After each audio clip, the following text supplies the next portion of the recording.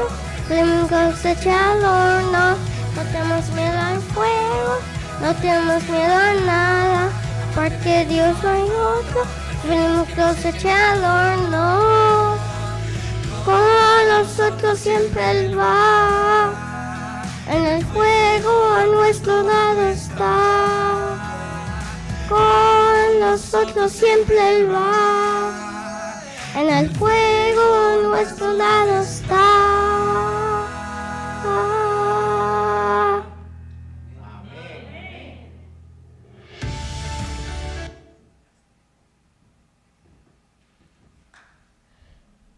¿Cuánto le damos gloria a Dios y gracias a Nathan? Yo sé cómo se sienten los padres porque yo he vivido eso.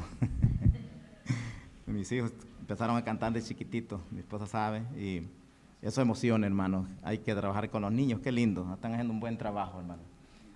Dejo al hermano Benjamín, ¿verdad?, para que presente aquí a nuestro hermano. Gracias, hermano Tomás. En esta mañana, hermanos, tenemos a nuestro hermano Héctor Zelaya, que trae el mensaje en esta mañana. Estamos contentos, ¿verdad?, porque pues junto con su esposa Karen, ¿verdad?, y como han visto a Nathan ahora, ellos están participando en nuestra iglesia. Oremos, ¿verdad?, por esta familia, ¿verdad?, que es la familia del hermano Héctor con Karen. Tuvimos a sus papás, ¿verdad?, hace unos meses atrás, un mes atrás, y ustedes vieron de que ellos son una familia que participan y les gusta, ¿verdad?, estar activos en nuestra iglesia.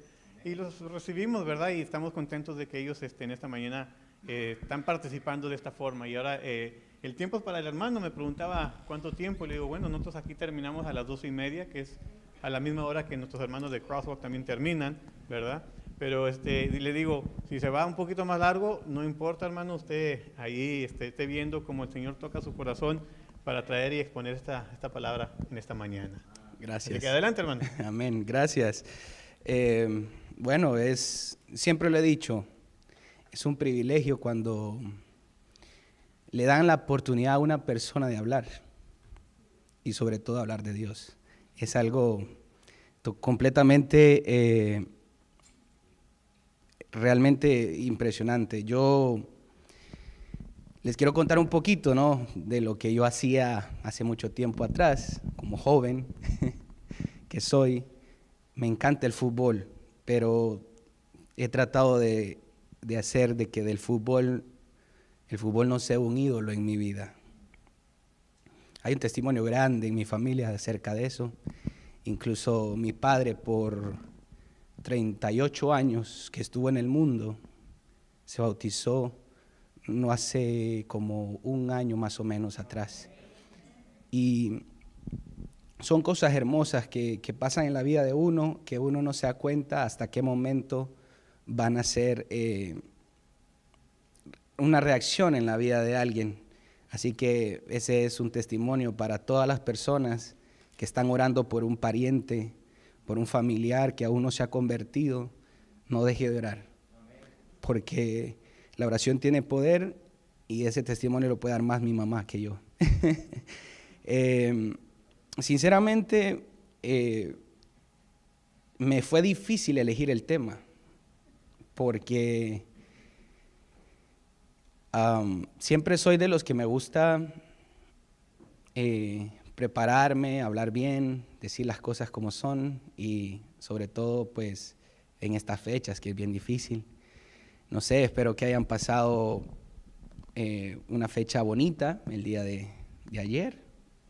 Nosotros temprano nos acostamos con mi esposa, mi nene, pues recibimos el sábado y nos pusimos a descansar. Pero yo me pongo a ver un poco, porque la juventud hoy en día nos ponemos a ver mucho lo que está pasando en el mundo, alrededor del mundo. Y definitivamente yo me pongo a ver las personas en qué participan, cuál es la participación de ellos.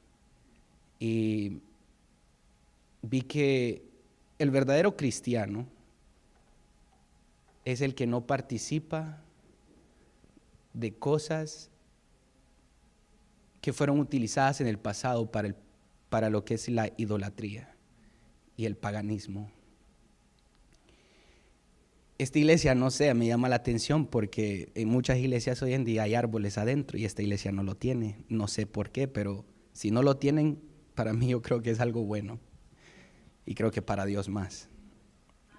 Yo creo que ese es el detalle de esto, tratar de que nosotros en nuestra vida espiritual y cristiana, el cristiano realmente no participe del paganismo. Y creo que el hombre, no estoy en contra de las personas que ponen un árbol, no. Simplemente es cuestión de cada persona cómo dirige su vida espiritual.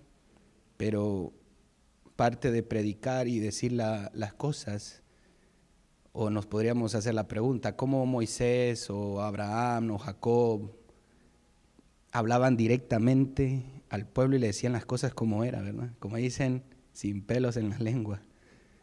Y hay que decirlo, este lugar es santo y es para decir las verdades. Cometemos el error de veces venir a predicar y quedarnos callados por no quedar mal o no saber qué decir.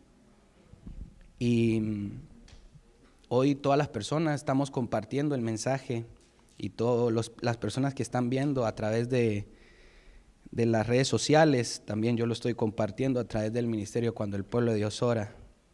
Y es importante que todas las personas que nos están viendo hoy puedan hacer de esto algo más grande, compartirlo, darle ahí al clic para poder compartir y que este mensaje sea llevado a diferentes partes. Hoy quiero comenzar antes de esto con una pequeña oración. Vamos a ver si se puede colocar la diapositiva, el PowerPoint. Ahí está, no sé si el control funciona. Sí, perfecto. Entonces, quiero que me ayuden a orar, hermanos, que me acompañen a la oración para iniciar con el tema de esta mañana. Amante Padre, que estás en los cielos, glorificado sea tu nombre. Señor, no podemos venir aquí sin antes hacer una expiación de nuestros pecados.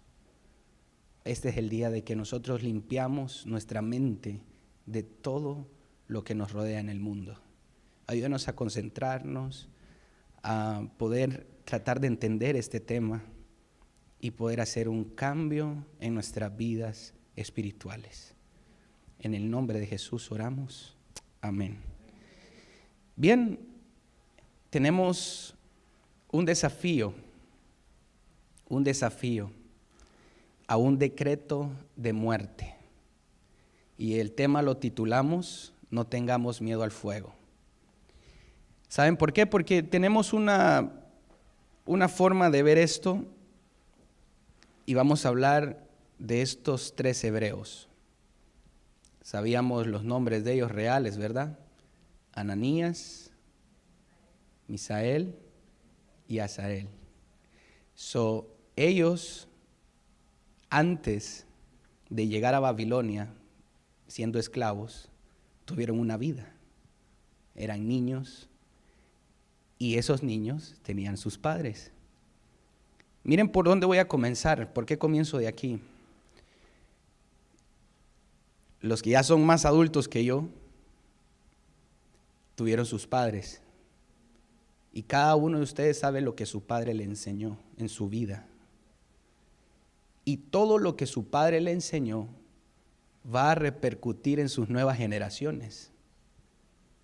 Estos niños, cuando fueron niños, tenían padres que fueron completamente sabios a la hora de instruirlos. Y es una historia que la conocemos y sabemos por qué fueron sabios esos padres, porque ellos solos no podían, si no hubiese sido por un estudio con sus hijos directamente desde sus hogares, hablando de la palabra de Dios. Imagínense ustedes, estos niños crecen, se hacen grandes y lamentablemente, pues como el pueblo de Dios siempre ha sido perseguido, fueron llevados a esclavitud a una ciudad completamente pagana, llena de idolatría. Completamente llena de idolatría. Ahí se podía ver todo lo que quizás hoy vemos en este tiempo. No estamos lejos de eso, es verdad. Se puede ver, quizás en ese tiempo habían cantinas, habían quizás lugares de donde había degenere porque se adoraba al dios Baal, y Baal era utilizado hasta para actos sexuales enfrente de todo mundo. Era increíble el degenere en ese lugar. Pero estos jóvenes llegaron a ese lugar con el propósito sabemos de que el rey Nabucodonosor quería tenerlos como sirvientes. Vienen ellos y realmente captan la atención. Eso es lo que hace un verdadero cristiano, ¿verdad? Cuando llega a lugares paganos o estamos rodeados de gente donde el cristiano tiene que ser la diferencia, tiene que ser luz. Una palabra que mi mamá me decía siempre: hijo, donde usted vaya tiene que ser luz. Y eso es lo que hicieron estos jóvenes. Fueron luz, donde fuera que fueran, fueron luz. Por eso fueron vistos, fueron observados. Sabemos la historia, llegó un momento en el que a ellos se les ofreció comida que no tenían que comer. Ellos conocían la ley de Dios.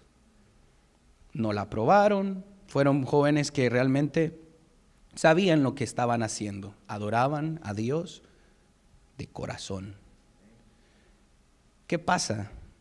Viene el rey y se dio cuenta de que ellos incluso estaban hasta más esbeltos, más hermosos, porque se habían cuidado. Historia, como les digo, que ya la sabemos. Pero ¿qué pasa con ellos después? Realmente llegan al punto de que este rey, después de haber sido revelado el sueño de Daniel, de acerca del futuro, de lo que iba a suceder con su reinado, viene el rey, recibe el mensaje, ¿y qué hace ese rey? Ese rey es apartado por su propio ego y egoísmo de la verdad de Dios. Manda a construir una estatua completamente de oro, desafiando a Dios. Porque en el sueño sabemos que la estatua que él construyó fue una estatua de diferentes materiales que ya los conocemos, ¿verdad? El oro, el barro mezclado con, ¿verdad? Entonces, ¿qué sucede con esto? Este rey se aparta completamente de lo que es el verdadero mensaje que le dio Daniel. No acató la orden. ¿Qué sucede después entonces? Vamos a comenzar con esto. Cada verdad bíblica tiene su correspondiente falsificación. El diablo está decidido a engañar al pueblo de Dios. Se dedicó a engañar desde el comienzo. Es el padre de la mentira. Mintió cuando engañó a Eva en el jardín del Edén y no ha dejado de hacerlo desde entonces. Por el contrario, Jesús es el camino, la verdad y la vida. Cuando un hombre, y eso lo hemos aprendido nosotros a lo largo de la historia, creo que ustedes que también lo han visto y lo han vivido, está apartado realmente de Dios, es un arma para Satanás. Y la verdad puede ser presentada a usted, pero si usted está alejado ante Dios, ese mensaje en su vida no va a ser ninguna cosa buena. ¿Qué va a pasar? Más bien usted se va a volver en contra, va a tratar de desafiar, va a tratar de intentar al Señor hacer ver a Dios de que usted es un hombre que lo puede usted solo. Y eso es lo que pensó Nabucodonosor. ¿Qué sigue diciendo? La verdad de Cristo deja al descubierto las mentiras de Satanás. La verdad es digna de que se viva por ella y de que se muera por ella. Nuestra fidelidad a Cristo y su verdad determinará fielmente nuestro destino eterno.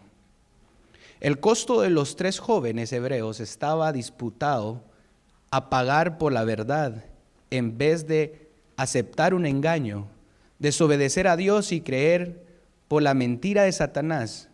Colocaron sus vidas en conformidad. Su fe los llevó hasta las llamas y los sostuvo triunfalmente dentro de ellas. hoy en día descubrimos cómo podemos tener esa fe que desafía la muerte durante las horas finales de la tierra. Esta parte es bien importante y nos vamos a acercar a ver lo que está diciendo aquí. Babilonia tenía un poder civil metiéndose en asuntos religiosos. Oigan bien, ¿cómo sabemos que hubo un decreto? Acercándonos a la historia después de haber generado, ¿verdad?, esa estatua, sabemos que todos habían sido llamados a ese lugar para presentarse en ese lugar y poder hablar, imagínense ustedes, ante millones de personas. Eso fue como que viniese hoy, y vamos a decirlo así, el Papa y llamase hoy a todo el mundo para poder hacer un decreto. Realmente eso fue lo mismo que sucedió. Se hizo un decreto, se hizo un llamado, llegó todo el mundo a ese lugar. Y estaban los 3 hebreos ahí. ¿Qué sucedió? Dice, se trata de un decreto de carácter religioso, pero que sin embargo está siendo decretado por el poder civil. En lugar de poder religioso, el decreto ordena que debe presentarse ante la imagen como cuando escuchen el sonido del instrumento musical. El decreto también incluye el castigo para aquel que no obedece la orden, sea echado al horno de fuego. ¿Y cuál era el decreto? La muerte. Aunque acostumbrados a magnificar representaciones de sus divinidades paganas, los caldeos no habían producido ante estas algunas tan importantes ni majestuosas como la estatua realmente que estaba construida en ese lugar. Babilonia, un lugar lleno de idolatría. Imagínense ustedes lo que dice aquí también. Me voy a saltar un poquito porque hay muchas cosas, que la diapositiva está bastante grande, pero por el tiempo yo sé que no lo abarcaríamos todo. Pero dice, el regreso más característico de la bestia y por consiguiente de su imagen y de la violación de las leyes de Dios, pesará mudar los tiempos y la ley. Algo que va a suceder. Lo que estamos hablando ahorita es algo que va a suceder en el futuro, que no está muy lejano ese futuro, ¿verdad? Donde la bestia tratará de mudar la ley. Si adulterara, daría honor supremo al poder que introdujo el cambio. Tal acto de obediencia a las leyes papales sería señal de sumisión al Papa en lugar de sumisión a Dios. Tenemos un desafío. Y ya vamos a llegar al punto de por qué. Pero el desafío es por el engaño. Tenemos que desafiar a Satanás. Tenemos un desafío nosotros. Satanás nos quiere a nosotros desafiar de una manera sutil. ¿Cómo? El conflicto final va a girar en torno a la adoración. Va a haber un conflicto final en este mundo. Y va a girar en torno a la adoración. Adora a aquel que hizo los cielos y la tierra, el mar y las fuentes de las aguas. ¿Quién es ese? ¿Quién es? Dios. Y dice también, ha caído la grande Babilonia. Todas las naciones habían bebido del vino de la furia y de la fornicación. Temer a Dios y darle gloria, porque ha llegado la hora del juicio. Vino de la furia de su fornicación. Si alguno adora a la bestia y a su imagen y recibe la marca en la frente o en la mano, él también beberá del vino del furor de Dios que ha sido vertido puro en la copa de su ira. Palabra de Dios. Sinceramente, cuando nos detenemos a ver esto, nos damos cuenta del plan de Satanás, que lo ha traído desde el inicio de la creación. Ustedes pueden entender por qué el hombre no puede captar esto. Hoy en la lección lo estábamos hablando. ¿Saben por qué el hombre olvida todo? Porque estamos mezclados con la idolatría, mezclados con el mundo. Esa es la razón por la cual el hombre no puede ver, incluso a nosotros se nos olvida. Esa es la razón. Vamos a seguir. Y dice, ¿qué utilizó el rey Nabucodonosor para que todos se postren a la imagen? Esto está todo combinado, el pasado con el futuro. Se repetirá la historia, será alzada la falsa religión. El primer día de la semana, que no tiene ninguna santidad, será erigido como la imagen de Babilonia. Todas las naciones rendirán culto a la imagen de Babilonia. El decreto deberá ser promulgado en todo el mundo. Por el poder civil debe hablar con la voz de un dragón. La fuerza es el último recurso de toda la religión falsa. El principio se usa la tentación, así como el rey usó la música. Así será ahora pronto. El papado ha obligado a los hombres a que le obedezcan en el pasado y lo continuará haciendo en el futuro. Comentarios bíblicos. La música de carácter religioso. Hay que tener cuidado, mucho cuidado ahora, porque no todo el que dice Señor, Señor, entrará al reino de los cielos, ¿verdad? Eso es lo que quiere decir esto. Hay muchos lugares, y como lo dije hoy, que dicen son cristianos, pero estamos participando de cosas paganas, trayendo ídolos a nuestros hogares.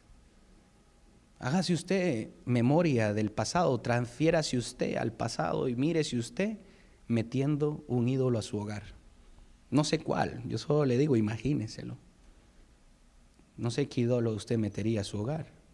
Yo por eso dije, me gusta el fútbol, pero trato de hacer del fútbol no un ídolo en mi vida. Ahora, vamos a seguir. Y dice, en aquel día decisivo, las potestades de las tinieblas parecerían gran triunfo señalado.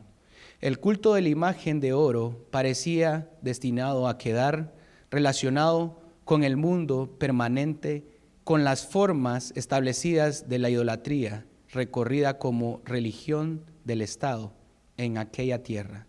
Satanás esperaba derrotar así el propósito de Dios, el propósito que Dios tenía, de hacer de la presencia del cautivo Israel en Babilonia un medio de bendecir a todas las naciones paganas.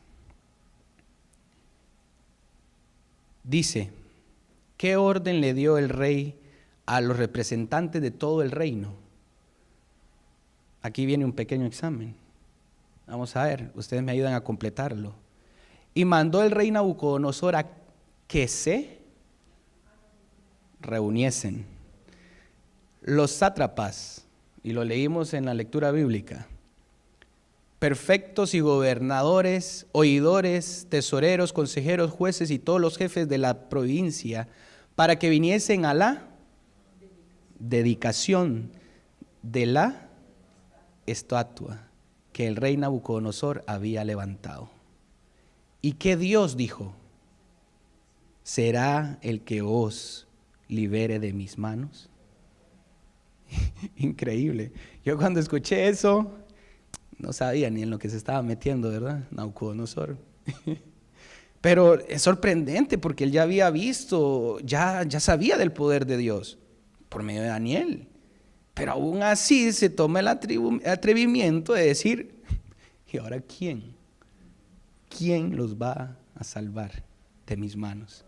Los jóvenes hebreos respondieron, nuestro Dios puede librarnos del fuego ardiente de tu mano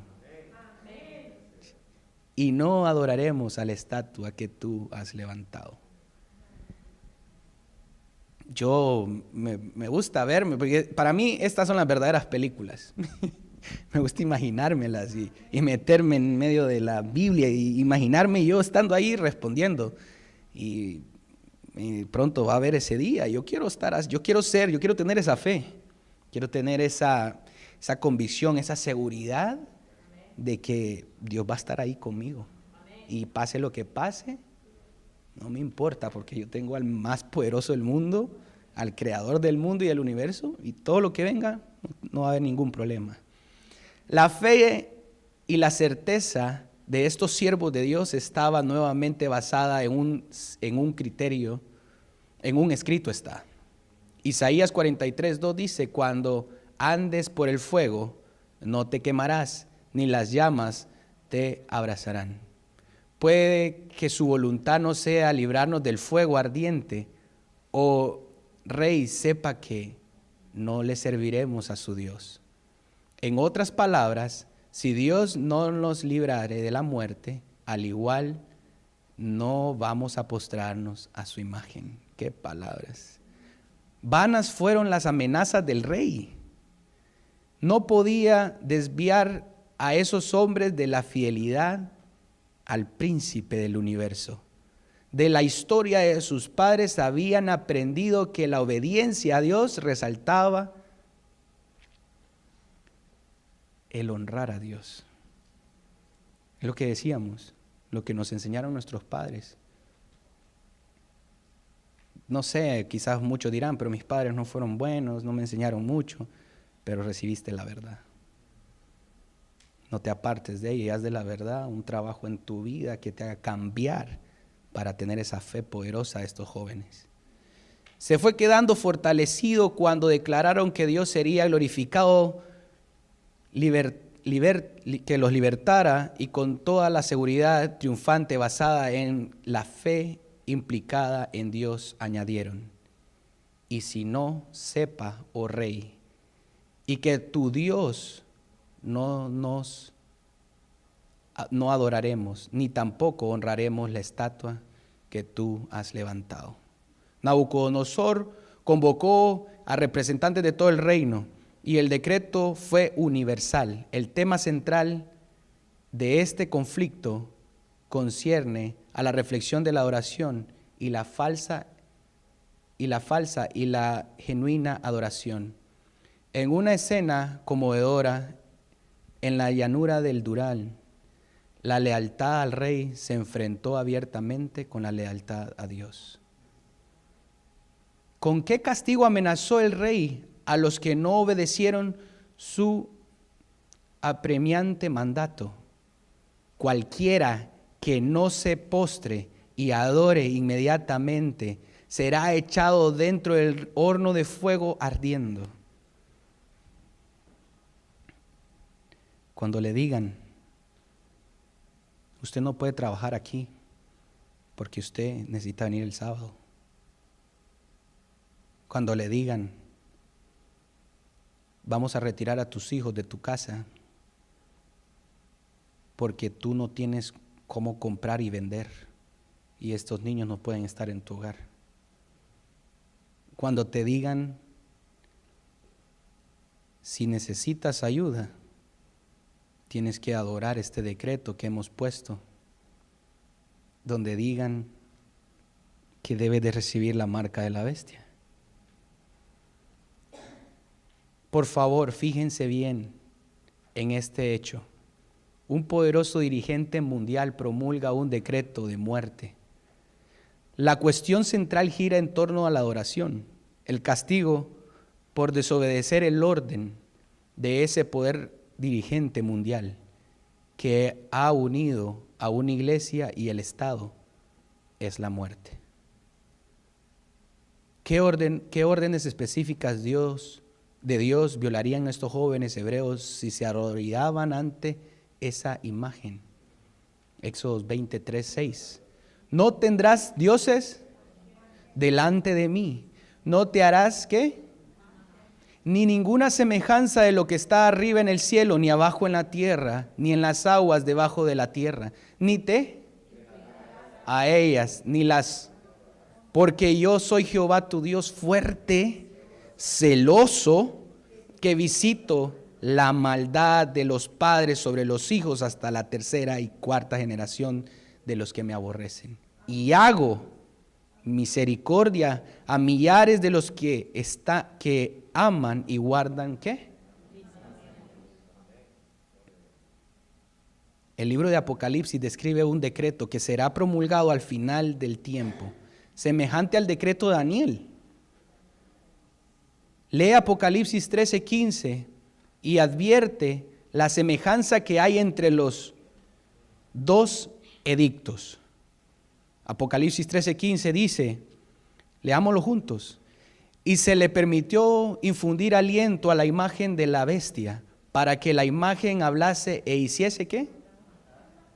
A todo aquel, y hacía que todos, pequeños, grandes, no hay excepción, ricos, pobres, libres y esclavos, les pusiese una marca en la mano derecha o en la frente, y que ninguno pudiese comprar ni vender, sino que tuviese la marca en el nombre de la bestia o el nombre de su nombre.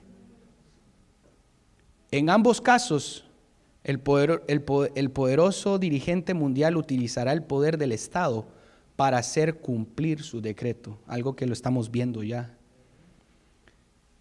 Ambos casos, el punto central, tanto como en la antigüedad y ahora, gira en torno a la adoración. Clarito está. En ambos casos el castigo va a ser. ¿Qué instrucción específica nos da el apóstol Pedro en Hechos 5:29?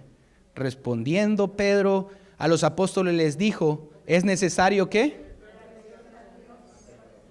¿Antes qué?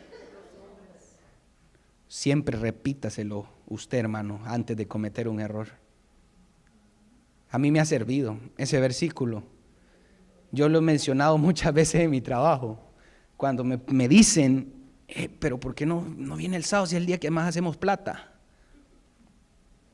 Es necesario servir a Dios antes que a los hombres, les digo. Dios proveerá. El dinero que tú haces el sábado, Dios me lo duplica en la semana. Dice, de acuerdo en Romanos 13:1, los cristianos tienen la responsabilidad de obedecer las autoridades civiles. Tenemos que ser fieles también, así que no se me vayan a descarriar ahí, ser rebeldes que se van a ir aquí a correr en el carro.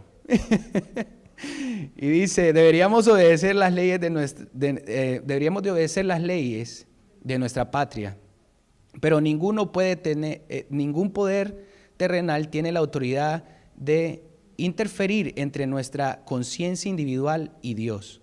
Las órdenes divinas sobrepasan las leyes humanas del Estado.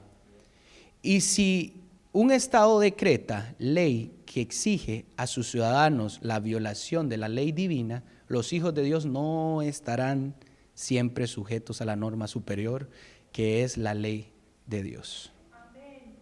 Los 3 jóvenes hebreos fueron puestos a prueba. Si mantenían su lealtad a Dios, serían desleales con Nabucodonosor y recibirían la muerte. ¿Cuál es ese costo? El costo del compromiso. ¿Qué eligieron los jóvenes hebreos? Ahora pues estáis dispuestos para que al oír el son de la bocina, de la flauta, del tamborín, del arpa, del salterio y de la zampoña y todo instrumento de música os prostréis y adoréis la estatua que he hecho. Porque si no la adoráis, en la misma hora seréis echados en medio del horno de fuego. Y ya sabemos que ellos dijeron que no servirían ni tampoco adorarían a ese Dios, a esa estatua. La respuesta de Sadrach, Mesach y Abednego fue inmediata. No vacilaron. Eso es algo que debemos de también, nos llama la atención. ¿Qué haría usted teniendo ahí enfrente a una autoridad grande y que le digan algo en contra de las leyes de Dios, ¿responderemos sin vacilar o vacilaremos? Y dice, no es necesario que te reprendamos sobre este asunto, estamos decididos. La duda, la dilación o la demora los habría hecho vulnerables a las tentaciones de Satanás. Cuando nos enfrentamos a la tentación, la única acción segura es ponerse decididamente de parte del bien.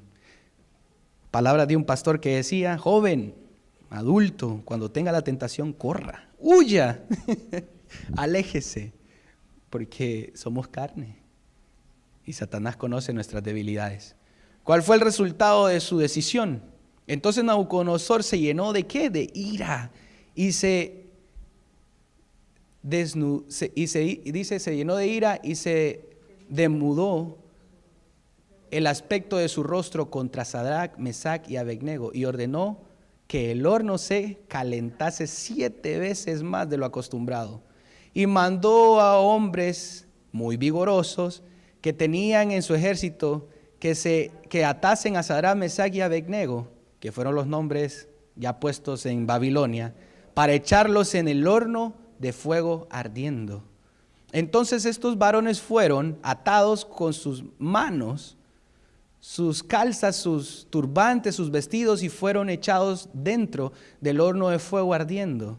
Y como la orden del rey era apremiante y lo había calentado mucho, la llama del fuego mató a los que estaban ahí cerca, que los habían metido a ellos al horno de fuego. Imagínense lo caliente que estaba eso.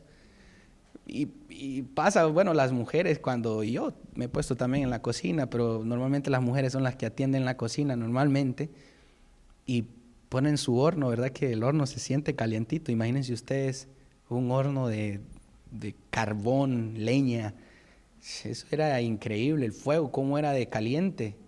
Y estos 3 varones, Sadrach, Mesach y Abednego, cayeron atados dentro de ese horno. Los arrojaron dentro del horno de fuego atados. Enfrentaron la muerte solos aparentemente.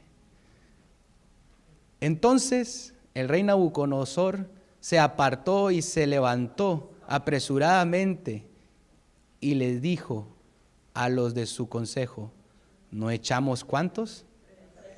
Varones atados dentro del fuego. Y ellos respondieron al rey, ¿es verdad, oh rey? Confortados por Cristo. ¿Qué vio el rey? Dice Daniel 3:25, y él dijo, he aquí yo veo 4 varones sueltos y que se pasean en medio del fuego sin sufrir ningún daño, y el aspecto del cuarto es semejante. ¿Cómo sabía Nabucodonosor? ¿Cómo sabía? ¿No les ha llamado la atención cómo sabía Nabucodonosor que ese era el Hijo de Dios? Llama la atención porque él se dio cuenta porque ya había tenido esclavos hebreos, que ellos hablaban de ese Dios, hablaron de Jesús, y por eso él se dio cuenta que era una divinidad que estaba allá adentro. Porque él nunca lo había visto, solo había escuchado. Nabucodonosor no vio 3 hombres, sino 4 hombres libres. Jesucristo es el Hijo de Dios, irrumpió entre las llamas y libró milagrosamente a los hebreos. Solo se quemaron las sogas con las que habían sido atados. Increíble. En las pruebas de la vida, Jesús está ahí. En los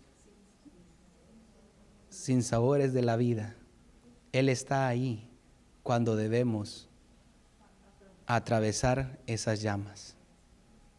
Él está ahí. Cuando usted está enfermo, Él está ahí. Cuando usted tiene algo que es difícil de sobrepasar sobre sus alcances, Él está ahí. Él quiere estar ahí. usted no se tiene ni que esforzar. Él quiere estar ahí con usted. Así es de amoroso nuestro Dios.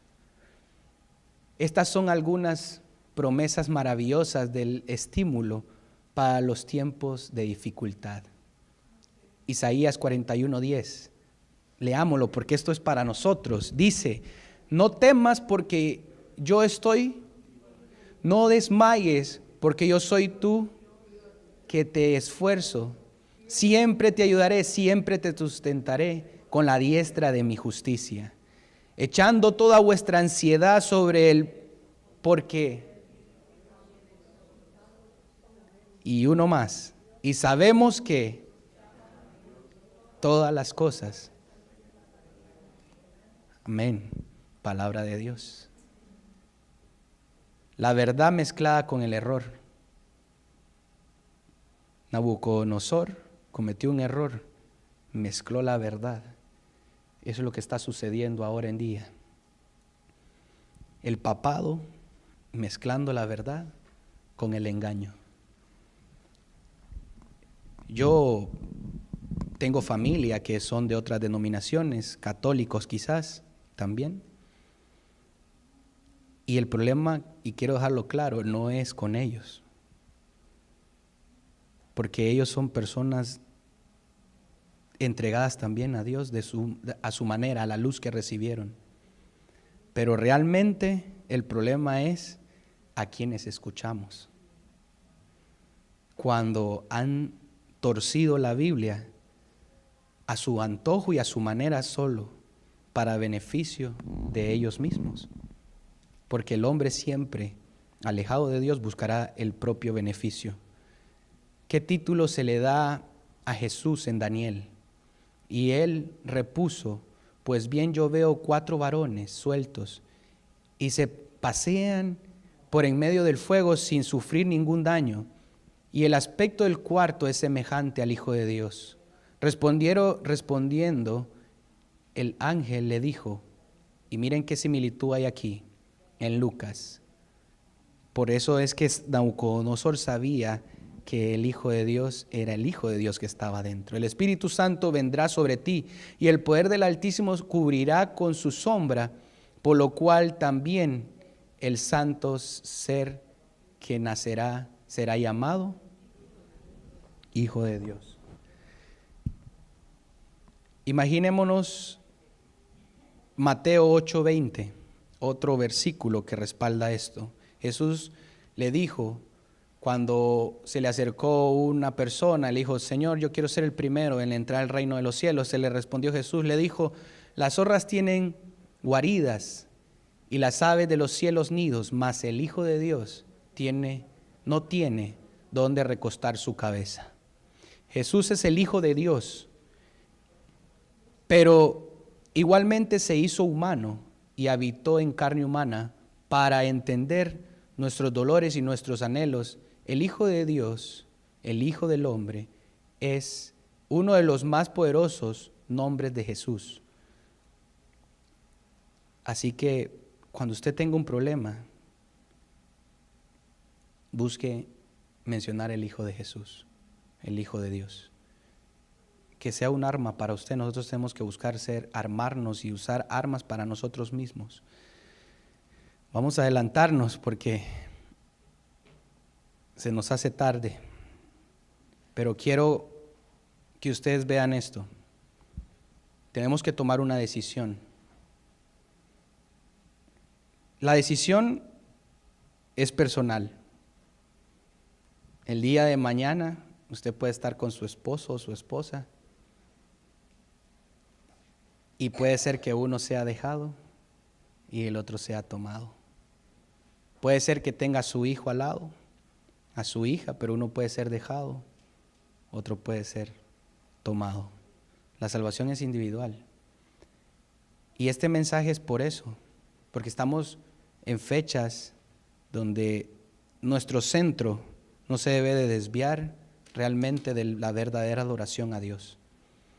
No hay fecha que diga que Jesús nació en diciembre.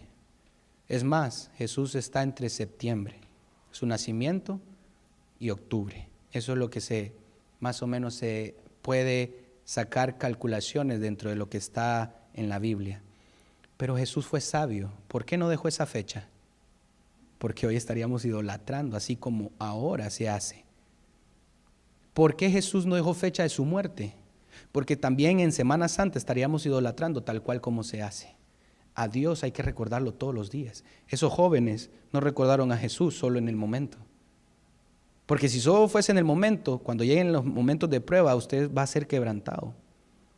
No va a poder soportar esa tentación, no va a poder liberarse de esa tentación. Por eso la decisión es: decido ser leal a Cristo ahora hasta el fin, ahora en adelante, cada hora, cada minuto, cada segundo de su vida. Decido no acomodar mis convicciones para quedar bien con los que me rodean, sino ser fiel al Señor. Muchas veces eso nos pasa por quedar bien, por compartir con la sociedad, por no sentirnos aislados de la sociedad, porque el ser humano normalmente quiere sentirse acogido por la sociedad, quiere sentir que un poquito, quiere sentirse más cerca de ellos, pero si saben de que usted, de los que adora al Señor, de los que ama al Señor en realidad, lo van a hacer a un lado. Yo como joven, a mí me han hecho a un lado muchas veces. ¿Por qué? Porque saben que no tomo, que no fumo, que no bebo, que no participo de cosas que el mundo participa normalmente. Entonces tú, ¿por qué razón te harán a un lado? Y los hijos de Dios no es que somos llamados a ser separados, a ser ignorados, no, somos llamados a ser felices, porque esta tierra está prestada, no estamos para estar aquí toda la vida. Quiero que miren esto mientras les voy a explicar algo.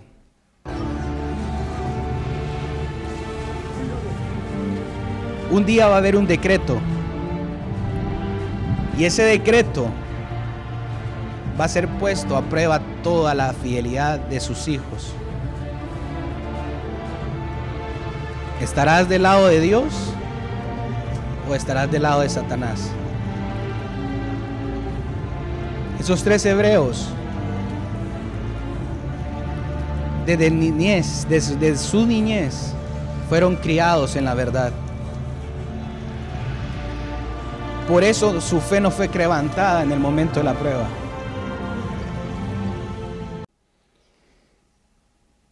Así también Satanás, el enemigo, hay que saberlo conocer. Y con esto termino. El enemigo primero trata de apelar a la razón. ¿Es verdad?, te dirá, ¿que no te inclinarás a mi estatua? Satanás también busca atentar contra los sentidos y te dirá: si no lo haces, calentaré el horno doblemente. Y luego también Satanás intentará atacar tu fuerza y te dirá: serás echado entonces al horno de fuego. No todos debemos hacer la mejor decisión al culto falso. Dios obra con gran poder a favor de sus seguidores y a los que se mantengan firmes.